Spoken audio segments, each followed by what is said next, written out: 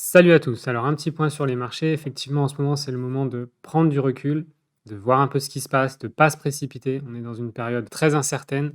On peut avoir des gros mouvements vers le haut ou vers le bas. Donc pour moi, en ce moment, il n'y a pas lieu de s'énerver, pas lieu de se précipiter, mais juste d'observer un peu ce qui se passe. Donc le SP500, lui, a bien retracé. On voit qu'il est bien descendu. Je pense que si on devait continuer à aller plus bas, on irait voir cette résistance ici, où on a cafouillé ici et où on a eu ce plus haut ici anciennement avant le Covid.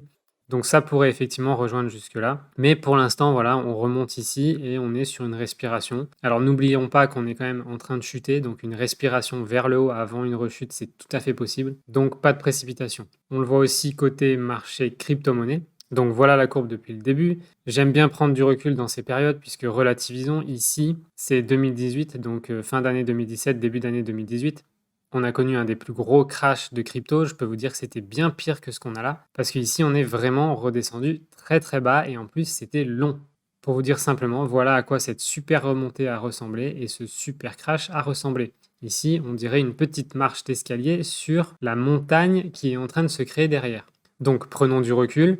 Ici, ça a été catastrophique. On a vécu des pires moments que ce qu'on vit en ce moment. Et pourtant, derrière, on est bien remonté et on est allé beaucoup plus haut. Donc même ici, si on est en train de vivre des sales moments, derrière, moi je suis convaincu, puisque je crois en la crypto, je suis convaincu qu'on va aller voir des plus hauts, vraiment plus hauts. Donc si vous voulez vraiment pas vous stresser, gardez vos positions, rachetez avec de l'argent frais, ça me paraît un bon moment pour commencer à racheter avec de l'argent frais, si vous en avez les moyens, et tranquillisez-vous, puisque derrière, ça va remonter. On est dans une grosse période de régulation, on est dans une grosse période de doute, mais ce dont on est sûr, c'est que le monde entier veut la technologie de la blockchain et la crypto-monnaie. Reste à savoir lesquels vont survivre, lesquels vont être régulés positivement et lesquels vont être attaqués. Là encore, j'ai fait plein de vidéos sur ce que j'en pense, mais clairement, visez les cryptos d'avenir, les plateformes solides et les cryptos qui ont opté pour la norme ISO 20022, qui est la norme du système financier en cours de transition et qui devrait vraiment bien démarrer dès la fin de cette année. Donc dans toutes ces bonnes cryptos, je parle notamment de XRP, NIR, XDC, Propi, XLM, HBAR, Algo, Atom, Solana, DOT, Quant, QNT, Alliance Block, ALBT, Ethereum pour ceux qui y croient, personnellement j'en ai pas et j'en prendrai pas, Flare Finance qui arrive, IOTA, VeChain, le Binance Coin, Cardano, Kava qui a un super stacking sur Kraken, il y a Oasis Network, Rose. Bref, de toute façon, c'est difficile de tout avoir. Il vaut mieux pas non plus trop se diversifier. Donc, il faut un bon ratio, faites ce que vous pouvez. Mais les cryptos que je viens de citer, pour moi, ont un avenir vraiment durable. Ensuite, je vous ai déjà parlé des cycles d'adoption. Alors aujourd'hui, je fais une vidéo avec du recul. L'objectif, c'est de se relaxer et de se rappeler dans quoi on investit. Parce que effectivement, pour tous ceux qui pensaient être riches cet été, ce qui se passe en ce moment, c'est frustrant. Ça décourage et ça déprime. Mais maintenant, prenez du recul et dites-vous que les objectifs que vous vouliez atteindre cet été seront peut-être atteints dans 1 an ou 2, et c'est OK. Et ça arrivera peut-être beaucoup plus vite que vous ne le pensez. Mais ça permet de se relaxer. Donc, j'avais parlé des courbes d'adoption. C'est une courbe importante à connaître. C'est typiquement ce qui se passe dans les adoptions de technologies. C'est ce qui s'est passé dans la bulle Internet. C'est ce qui s'est passé avec les navigateurs web. Et c'est toujours ce qui se passe dans les cycles de technologie émergente. C'est de la psychologie humaine. Donc, on arrive dans le début de la technologie. Pour la crypto-monnaie en particulier, ce qui s'est passé au tout début ici, je crois que c'était à ce niveau-là, qu'on voit même plus d'ailleurs, c'est là où le Bitcoin a atteint 1000 $ pour la première fois. Ça, pour moi, c'est juste de la découverte, je le compte même pas. C'est ce qu'on a commencé à voir ici fin 2017, début 2018, qu'on va retrouver ici. C'est-à-dire c'est une période d'euphorie totale. La techno est nouvelle, la techno semble bonne, tout le monde se jette dessus. Et quand je dis tout le monde, c'est une micro-partie de la population, des investisseurs qui y croient. Mais comme le marché est tout petit, l'impact est gigantesque. Donc ça monte, tout le monde a l'impression que ça monte, que ça va jamais s'arrêter, que c'est le nouvel Eldorado, que c'est l'or de demain. Mais tout ce qui monte doit redescendre, et c'est là où il y a du déni, de la frustration, de la dépression, et je peux vous dire qu'il y a eu des dépressions plus fortes après 2018 que ce qu'on est en train de vivre maintenant. Et ensuite, il y a une phase ici basse plus ou moins longue où il y a des remises en question, il y a des expérimentations, il y a des nouvelles décisions qui sont prises, il y a des nouvelles technologies qui émergent pour pas faire les erreurs qu'ont fait celles qui étaient là. Donc il y a tout un tas de choses constructives qui se passent, qui prennent du temps et qui sont nécessaires à une technologie pour maturer. Et c'est exactement ce qui s'est passé pendant cette période. Il y a eu beaucoup de doutes aussi, à savoir est-ce que la crypto va survivre, est-ce que c'est une bonne techno, est-ce que ça va être utilisé. Donc énormément de doutes, et c'est pour ça que c'est long. Mais cette période de doute se vit qu'une fois. Aujourd'hui, on n'a plus de doute, la crypto-monnaie va durer. Les régulations en parlent, Les banques sont en train de plonger massivement dedans, les banques centrales aussi. On a des technologies comme Propi qui ont déjà commencé à faire des transactions immobilières en crypto-monnaie et ça marche très bien. Donc là, il n'y a plus de doute. Et quand il n'y a plus de doute, il n'y a plus de longues périodes comme ça, de longues phases descendantes. Et ensuite, on attaque cette phase suivante où là, on commence à intégrer et on commence à rendre la technologie utile et on commence à vraiment utiliser la technologie. Et donc là, ici, on ne voit pas les mouvements internes, mais c'est exactement là qu'on est. C'est exactement ce qu'on a ici. On est en train de remonter ici. Cette phase basse ici, qu'on retrouve ici, elle est terminée. Là, maintenant, on est ici, on a accepté, on a pardonné et on est en quête de sens de renouveau pour atteindre une sérénité et une croissance. C'est exactement ce qui est expliqué sur ce graphe. Donc maintenant, on va croître de façon plus saine. Et c'est pour ça qu'il y a beaucoup de shitcoins et beaucoup de cryptos qui vont disparaître, et notamment de par leur inutilité et de par les régulations. Et c'est pour ça que maintenant, il va falloir se positionner sur les bonnes cryptos, les vraies plateformes et les cryptos qui ont de l'avenir. Si je reviens maintenant sur le graphe, donc ici on est là, et ici on a un crash. Alors il faut remettre le crash quand même dans son contexte, c'est qu'on a des marchés boursiers qui commencent à s'effondrer. Et on a vu que la crypto est toujours très corrélée au marché boursier et qu'elle ne tiendra pas si les marchés boursiers s'effondrent. Donc c'est ce qu'on est en train de vivre ici. Ce qui m'inquiète un peu, c'est que les marchés boursiers n'ont toujours pas vraiment crashé, on n'a pas eu le mouvement rapide vers le bas, alors que la crypto a déjà fait son mouvement rapide. Ce qui me porte à croire que c'est pas fini. Donc maintenant, si je zoome un peu ici, déjà la courbe fait moins peur. Et là, on voit qu'on a à nouveau une phase de montée. Et je peux vous dire que c'est une phase montante, si on la regarde en moyenne, qui a eu des grosses montées ici, des redescentes et des montées, puisqu'on a aussi eu l'apparition des NFT, puis il y a eu la DeFi. Donc tout ça, ça crée pareil des mini-courbes d'intégration comme ça au sein de toute la technologie qui, elle, est en adoption. D'où ces phases de montée-descente. Et ici, remis dans le contexte économique, la plupart des gens ayant peur, dès qu'ils voient les marchés boursiers s'effondrer, ils vendent leurs cryptos, ils savent même pas pourquoi. Ils pourraient simplement croire que l'avenir c'est la crypto et que des retracements sont possibles parce que c'est tout simplement normal que des gens prennent des gains, mais qu'à un moment donné, si on veut qu'une techno avance, faut pas tout simplement fuir à la première difficulté. Tout ça pour dire que là, en ce moment, je vois des analyses techniques pas possibles sur ce qui est en train de se passer, comment ça va bouger, comment ça va remonter ou quoi. C'est de la perte de temps. On n'en sait rien du tout. Et puis il y a ceux qui rajoutent aussi le scénario des phases de 4 ans et que du coup maintenant on va être en bear market pour 4 ans. Personnellement, j'y crois pas un instant. Pour moi, il n'y a plus de doute, on est en adoption. Les banques vont basculer l'interrupteur cette année, en fin d'année au plus tard, voire tout début d'année 2023. Donc moi, personnellement, je vote plus pour un retour assez rapide et assez fort de la technologie qui va passer en utilité et qui va être massivement adoptée. Du coup, je ne crois pas en un long bear market pénible comme on a vécu après 2018. Je crois plutôt à un scénario en V avec derrière une remontée assez forte. Alors on aura peut-être un W parce qu'il y a encore des gens qui ont peur, mais à mon avis, on va remonter assez vite. Si je fais un focus sur le crash de 2020, voilà, ici, vous voyez que déjà en 2020, quand il n'y avait plus trop de doutes sur la technologie, on a bien craché, mais derrière, on est remonté assez stable, assez fort. Et moi, je pense que on va jouer le même genre de scénario par rapport à ce qui se passe maintenant. Ce qui va être important, c'est d'arriver à viser le point bas. Alors, il se trouve que l'année dernière, c'était le 13 mars 2020, et que pour ma part, j'ai à la fois eu du pif et de la chance, puisque j'ai réinjecté beaucoup d'argent le 13 mars 2020. Maintenant, c'était pas la même période, et là, le but, ça va être d'essayer de voir quand est-ce qu'on aura un point bas. Mais globalement, ce qu'on voit, c'est que ici on chute, ici on remonte, ici on rechute. Donc je pense qu'on va vivre ça aussi. Là, on est en train de remonter légèrement en ce moment, tout simplement parce qu'une chute vers le bas peut pas être sans fin, à part sur des cas isolés comme Terra par exemple, où ils se sont merdés. On a forcément aussi des respirations, tout comme on a des respirations quand ça monte ici, on a des respirations quand ça descend. Donc là, on a une respiration, on va tester le plus bas, et là, il faudra attendre voir si ça s'enfonce. Et si ce nouveau test fait qu'on remonte derrière, alors là, on pourra commencer à envisager à re-rentrer. Parce que rentrer le 13 mars ici, faut pas se leurrer, j'ai aussi eu un peu de cul. Ça aurait pu descendre un peu plus bas. Donc après, effectivement, selon depuis combien de temps vous êtes la crypto, selon vos capacités d'investissement et selon votre profil d'investisseur, réinvestir maintenant, c'est un bon point d'entrée, et réinvestir encore à moins 30 ou moins 40, ce sera très bien. Et si ça va un peu au-delà de moins 40 et qu'on redescend à moins 50 et ensuite on remonte, vous aurez fait un excellent point d'entrée. Donc pas d'inquiétude. Alors je rappelle que tout ce que je dis, c'est mon avis, et je vous suggère vraiment d'écouter et de regarder plusieurs avis avant de vous faire votre propre avis, parce que comme tout le monde sur cette planète, je peux me tromper, mais en tout cas, c'est ma croyance, c'est ce que je pense de mon expérience, et c'est ce que je pense de la psychologie humaine. Donc maintenant, je vous ai préparé une simulation justement pour vous permettre de comprendre la puissance du DCA, donc le Dollar Cost Averaging, et l'importance de prendre des gains sur le chemin. Ça fait partie des 3 leçons ou règles importantes que j'ai données dans ma vidéo précédente. Donc, j'ai fait un petit tableau ici avec la date. Donc, j'ai démarré le 5 2018, c'est-à-dire un peu après la super montée et le crash de 2018, mais tout de même en restant dans la phase descendante aussi. Donc ici, vous avez les dates. Donc là, j'ai pris un exemple sur Ethereum et un exemple sur XRP, justement parce que Ethereum est une crypto qui a extrêmement bien marché après 2018, et XRP, qu'on se le dise, appelons un chat, n'a vraiment pas performé dernièrement. Donc ici, cette colonne, c'est le prix de l'Ethereum correspondant à la date. Pour faire simple, j'ai pris en fait le début de chaque mois. Ici, c'est par exemple la quantité que vous avez investie. Donc là, j'ai pris des sommes qui peuvent correspondre à tout le monde, mais libre à vous de faire vos simulations avec vos propres capacités. Donc comme d'habitude, je vous ai mis un lien vers cette style sheet en description de la vidéo au cas où vous voulez jouer avec. Si vous voulez jouer avec, comme d'habitude, vous faites fichier, créer une copie et vous vous ramenez une copie dans votre propre Google Drive.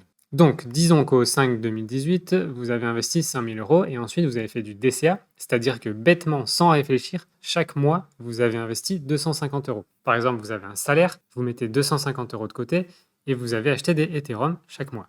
Ici, c'est donc la quantité d'Ethereum que vous possédez grâce à vos 5 000 euros de départ et 250 par mois. Donc ici, on voit que ça monte, normal, puisqu'on injecte 250 par mois.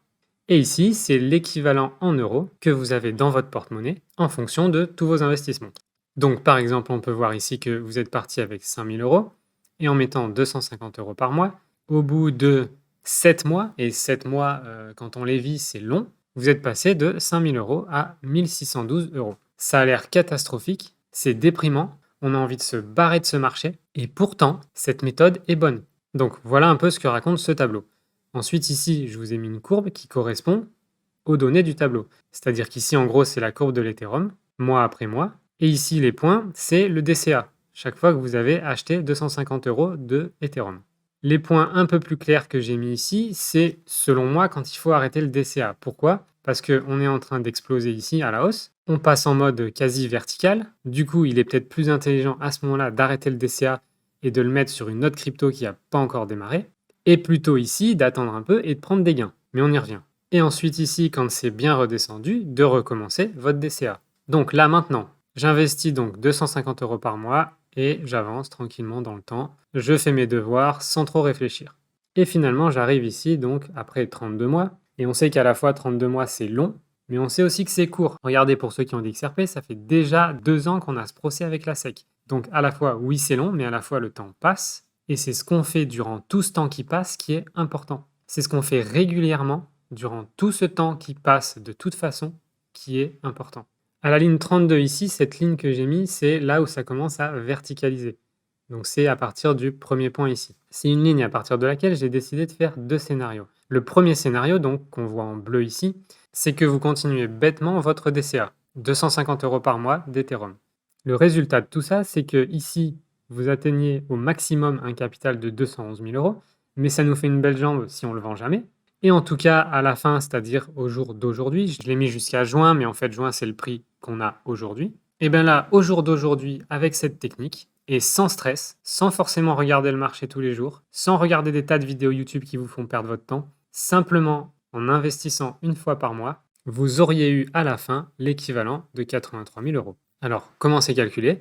C'est simplement votre capital, où en est votre capital, et on parle vraiment après crash, c'est-à-dire que vous êtes passé par 211 000 euros, et finalement, là, au jour d'aujourd'hui, avec ce crash, vous auriez 100 000 euros dans votre capital Ethereum. 17 250 ici, c'est votre investissement, c'est-à-dire c'est ce que vous avez sorti de votre poche et ce que vous avez injecté dans le marché pour investir. Et donc 100 000, votre capital moins votre investissement, ça c'est votre profit brut, votre bénéfice. Donc vous avez gagné 83 600 euros. Maintenant, prenons le scénario ici où dès que ça part vertical, au lieu de continuer à faire du DCA, parce que votre DCA temporairement quand c'est vertical va être désavantageux. Donc imaginons qu'à partir du moment où ça part vertical, vous arrêtez de faire du DCA. C'est pour ça qu'ici l'investissement il est de 0 par mois. Par contre, vous faites la technique dont je vous ai parlé dans la vidéo précédente, vous récupérez 1% par mois. Donc là on voit que avec cette méthode, au plus haut où on avait 211 000 ici, on n'a plus que 184 000 ici. Mais faut pas se leurrer. Vous pourriez dire que cette technique est mieux, sauf que ici, vous n'allez pas les récupérer. Parce que quand ça monte, on a envie de rester. Donc finalement, cette différence, elle n'est pas si énorme étant donné qu'on ne prend pas les gains. Par contre, ce qui est différent, c'est que vous êtes en train de prendre tous ces gains, une fois par mois. Et à la fin de la même période, ici, vous avez récupéré 22 000 euros. Pour certains, ça remplace leur travail. C'est-à-dire que si vous aviez fait cette technique, donc 48 mois, c'est à peu près 4 ans, aujourd'hui, vous pourriez être en train de vous payer 22 000 euros par an, soit donc à peu près 1 500 euros par mois, qui peuvent vous permettre par exemple de quitter votre boulot pour faire autre chose de plus intéressant ou vous mettre davantage sur les marchés financiers, ce qui vous rendra encore plus efficace. Ou alors, tout simplement, vous gardez ça comme de l'extra de côté et quand c'est en train de cracher comme aujourd'hui, vous avez 22 000 euros à réinjecter dans un marché qui est très bas. Donc ça vous fait un levier de dingue pour la suite. Bilan, 13 000 euros investis au lieu de 17 250. Bah oui, puisque les derniers mois ici, donc ici, vous avez arrêté d'investir, comparé à ici. Votre capital disponible en Ethereum, il est de 82 062 au lieu de 100 000. Mais vous avez en poche 22 600 euros que vous avez dans la poche, vous avez récupéré. Si je fais le capital Ethereum moins votre investissement, vous êtes à 69 000 euros, à comparer à 83 000 euros.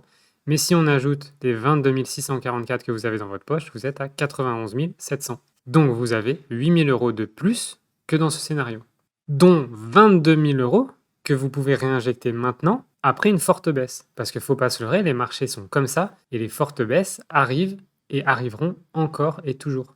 Donc, ce scénario est beaucoup plus intéressant sur plusieurs niveaux. Le premier, c'est que vous vous payez, c'est-à-dire que si le marché continue à monter, vous avez un revenu passif, vous avez un capital qui n'est pas dégueulasse si vous voulez à un moment donné prendre beaucoup plus d'argent, et en cas de crash, vous avez énormément d'argent de côté pour réinjecter dans le marché et faire un levier qui sera beaucoup plus important que sur cette méthode. Tout ça pour dire que le DCA, donc sur des marchés un peu bas, acheter régulièrement, c'est important. Sur des marchés qui commencent à monter en flèche, récupérer des gains régulièrement, c'est hyper important. Même scénario avec XRP, qui a été un marché qui n'a pas performé du tout vis-à-vis d'Ethereum. Exactement pareil, la date, le prix du XRP à la date, 5 000 euros investis au départ, 250 par mois de DCA, la quantité de XRP que vous possédez et l'équivalent en euros que vous possédez. Donc XRP a moins performé, mais comme on peut le voir, il est aussi descendu moins bas. Ici, la courbe correspondante, donc on fait un DCA sur toute cette période, et quand ça part vertical, on arrête le DCA. Ou on le continue selon le scénario. Je descends ici, donc deux scénarios, toujours pareil. Premier scénario, je continue mon DCA, je prends pas de gain, no stress, et du coup, je termine avec donc 15 700 euros de capital en XRP, ce qui me fait 44 800 XRP. J'ai investi 17 250 en tout, ce qui fait que là, je suis en perte de 1 500 euros. Donc, même scénario DCA sur XRP, là où j'avais 83 000 euros de gains sur Ethereum, j'ai moins 1 500 euros sur XRP. Pour vous dire à quel point le marché a été pourri par rapport à Ethereum. Maintenant, deuxième stratégie, à partir du moment où ça part vertical, j'arrête mon DCA et je récupère 1% par mois. Dans cette nouvelle stratégie, je termine donc avec 12 092 de capital en XRP, soit 34 500 XRP, et j'ai investi 13 000 euros. Donc finalement, je suis en perte de moins 900 euros, au lieu de moins 1545. Mais je me suis aussi payé tous les mois, à raison de 4 440 euros, et donc ça plus ça me fait plus 3 500 euros. Donc sur XRP avec cette stratégie, je termine à plus 3 500 euros au lieu de moins 1500. Encore une fois, intéressant ici. Alors évidemment, XRP c'était particulier, on s'est pris la plainte avec la SEC, ce qui a complètement figé XRP et qui n'a pas pu exploser comme un Ethereum. Mais c'est pas fini, l'histoire n'est pas finie. On peut se dire effectivement j'aurais mieux fait d'investir sur Ethereum. Oui, en connaissant l'avenir, oui, c'était mieux d'investir sur Ethereum. Mais imaginons maintenant que, ne serait-ce que XRP, on va à 10 euros, ce qui est prévu. Là tout de suite c'est plus la même. Et on aura probablement pulvérisé un Ethereum, même un Ethereum à 5000 balles. D'ailleurs, un Ethereum à 5000 balles, ça donnerait 250 000. Donc ça nous permet aussi de voir que tant que c'est pas fini, et que si le XRP maintenant se met à décoller et ne serait-ce qu'à atteindre 10 euros, on va pulvériser tous les autres marchés. Et ça nous permet de voir aussi un truc, c'est que la méthode DCA pure et dure, sans prise de gain, si on a un marché qui monte très fort, c'est le plus rentable, puisqu'ici on termine avec 424 000 et ici 341 000. Donc à peu près 80 000 euros de différence. Sauf que, ici sur le chemin, on se sera payé, donc on est sûr d'avoir les gains, et si le marché s'écrase, on pourra créer des leviers beaucoup plus forts. Tout ça pour dire que sur une stratégie moyen et long terme et ne sachant pas ce que le marché va donner et les hauts et les bas qu'il va y avoir, cette stratégie est probablement la meilleure. Maintenant, si on a une stratégie très long terme et que peu importe les hauts et les bas, on n'a pas besoin d'argent tout de suite et on veut du capital pour plus tard, alors effectivement, cette stratégie sera la meilleure. Mais on peut se tromper aussi. Et par exemple, dans le cas de Terra Luna, je peux vous dire que cette stratégie-là vous aurez rapporté beaucoup plus d'argent que si vous êtes resté dans Terra avec un capital qui vaut plus rien aujourd'hui. Donc le marché est difficile à prévoir, on est dans des technos émergentes, on ne sait pas forcément laquelle va percer et laquelle va mourir. Donc n'oubliez pas de prendre des gains tous les mois. Donc voilà, vous pouvez jouer avec ces tableaux, affiner, faire vos propres stratégies, voir ce que ça vous aurait donné en fonction de la date à laquelle vous êtes rentré, etc. Donc voilà, vous avez accès à ce tableau, je vous le mets en description de la vidéo et vous pouvez jouer avec. Voilà, j'espère que ça vous donne une vision différente sur l'investissement, sur le DCA, sur la prise de gain, et le tout en créant une habitude d'investissement et dans l'injection d'argent et dans le retrait d'argent. Puisque c'est bien d'injecter dans un marché bas et c'est bien de récupérer sa performance dans un marché haut pour pouvoir la remettre dans un marché bas. Dernier point que je voulais aborder dans cette période, sortez des échanges. Coinbase l'a annoncé et il n'a fait que dire ce qui est depuis tout le temps. L'argent qui est sur un échange centralisé type Kraken, Coinbase, Binance, Bitrue, etc., ne vous appartient pas. Vos cryptos sont sur des adresses privées qui appartiennent à l'échange, donc ce n'est pas à vous. C'est l'échange qui les détient pour vous. Si demain il y a un problème ou des régulations, vous serez dépendant des décisions que prendront les échanges. Donc, barrez-vous un maximum des échanges et optez pour des wallets personnels. Donc les wallets personnels, j'en ai parlé un peu dans mes vidéos. Vous avez MetaMask qui peut conserver beaucoup de crypto et c'est complètement gratuit. Vous avez le wallet Xum qui va pouvoir conserver des cryptos qui sont sur le XRP Ledger. Là aussi, c'est gratuit. Et ensuite, vous avez les wallets hardware qui sont les plus sécurisées puisqu'elles requièrent des mouvements mécaniques, c'est-à-dire que vous allez appuyer sur des boutons avec vos doigts pour valider les opérations. Donc on ne peut pas vous piquer vos crypto-monnaies sans qu'il y ait une action physique sur le device. Du coup, pour ça, vous avez par exemple le Ledger, qui est un très bon appareil. Donc essentiellement, il y a le Nano S et le Nano X. Le Nano S Plus a peut-être un meilleur écran, je ne sais pas, je ne le connais pas bien, je ne l'ai pas essayé. En tout cas, il y a le Nano S qui est le petit et le Nano X qui est le gros. Avec le S, vous pouvez stocker peut-être entre 6 et 10 cryptos selon les cryptos que vous utilisez. La quantité que vous avez dans chaque crypto n'importe pas, c'est le nombre de cryptos qui importe. Et dans le Nano X, vous allez pouvoir stocker beaucoup plus de cryptos. Je crois que c'est jusqu'à une cinquantaine. Mais du coup, renseignez-vous avant. Et renseignez-vous aussi sur les cryptos qui sont disponibles ou pas sur le Ledger. Si vous commandez un Ledger, passez bien par le site officiel, ne passez pas par Amazon, ne passez pas par des revendeurs parce que votre clé privée est très importante. Elle ne doit jamais être révélée ni avoir été substituée par quelqu'un. Donc, commandez sur les sites officiels. Et vous avez aussi le Descent, donc que j'ai eu récemment. C'est un très bon porte-monnaie. Et si je devais donner rapidement quelques différences entre Ledger et Descent, donc Ledger, il est connectable via un câble USB ou via Bluetooth, en tout cas pour le Ledger X. On peut le connecter via Bluetooth ou câble sur un ordinateur et il y a un logiciel sur l'ordinateur qui permet de faire la gestion et le mouvement des cryptos.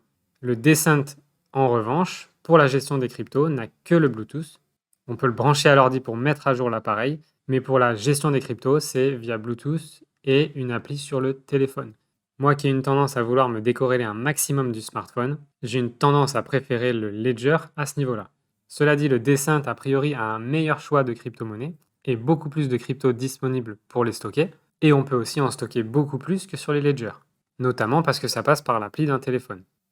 Pareil que Ledger, pour chaque opération, il faut appuyer sur un bouton physique de l'appareil, et donc vos cryptos ne peuvent pas être hackés informatiquement depuis l'extérieur.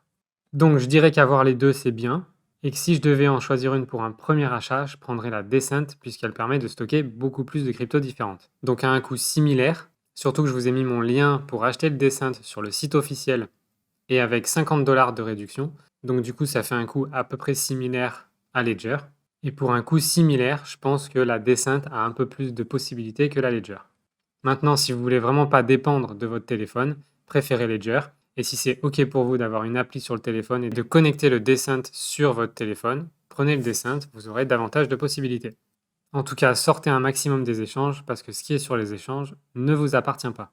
Moi, je garde sur les échanges seulement un montant de crypto que je bouge assez souvent. Tout le reste, c'est dans mes portefeuilles perso. Et pour MetaMask, qui est un incontournable à avoir, vous pouvez aller sur ma chaîne YouTube dans la playlist tuto et vous retrouverez une vidéo sur MetaMask, à quoi ça sert, pourquoi, comment on l'utilise et comment on démarre avec MetaMask. C'est tout pour aujourd'hui et je vous dis à très vite.